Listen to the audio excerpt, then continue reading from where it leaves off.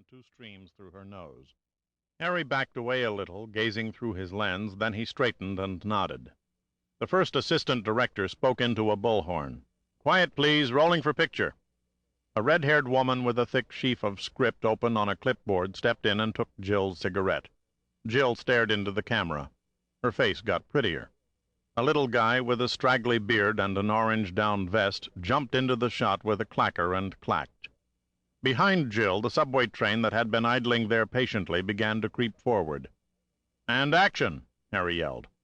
Jill looked off camera right and called out, "Rick? It's all right, Rick, I'm here."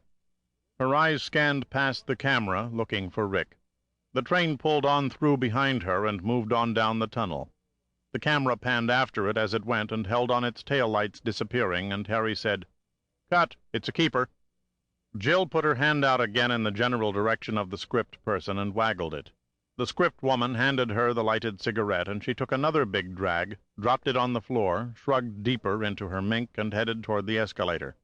A uniformed Boston cop named Ray Morrissey walked ahead of Jill and moved people out of her way. "Wow," I said, "was that magic or what?" Susan grinned. "God save me, I could watch it all day."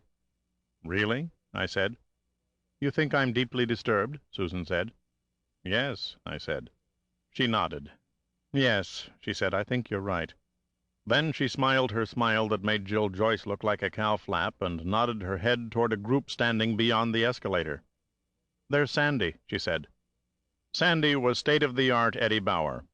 He had on a full-length, gold-colored, down-lined jumpsuit with black fur-topped thermal boots half-zipped and a black knit ski cap with a large golden tassel. He was short and probably wiry, but who could tell in the down jumpsuit? He had a goatee. With him was a hatless man with a lot of black curly hair, a strong nose, and dark skin. As we moved through the crowd toward them, the crew was packing up equipment, folding light stands, coiling cable, dismantling the cameras, packing up the sound gear. Everyone seemed to know what he was doing, which made this a unique enterprise in my experience. Susan said, "Sandy." Sandy turned and smiled at her. His glance took me in too, but it didn't harm the smile. "Susan," Sandy said. "And this has got to be Mr. Spenser." Beyond Sandy and the guy with the black curly hair was a youngish guy with a round face and rimless glasses. He looked at both of us without expression. Susan introduced me.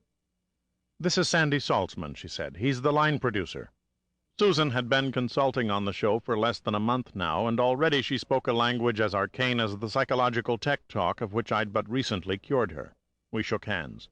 "This is Milo Nogarian," Susan said, gesturing toward the guy with the curls, "the executive producer. And Marty Riggs from Zenith." We shook hands.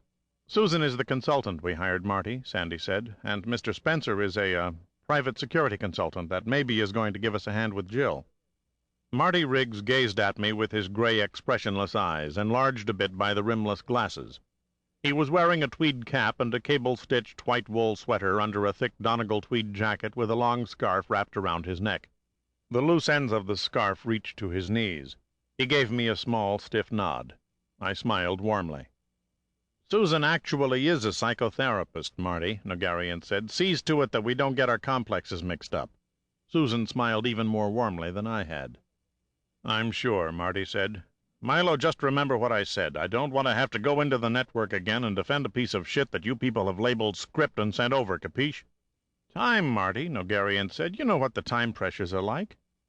"And you know what cancellation is like, Milo. You have the top television star on the planet, and you haven't broken the top 10 yet. You know why? Script is why. Jill's been raising hell about them, and she's right. I want something better, and I want to start seeing it tomorrow." "How come your scarf so long?" I said.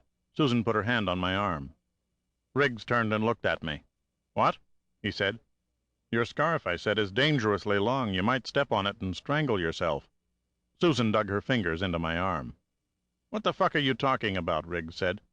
"Your scarf. I may have to make a citizen's arrest here. Your scarf is a safety hazard." Riggs looked at Nogarian and Saltzman.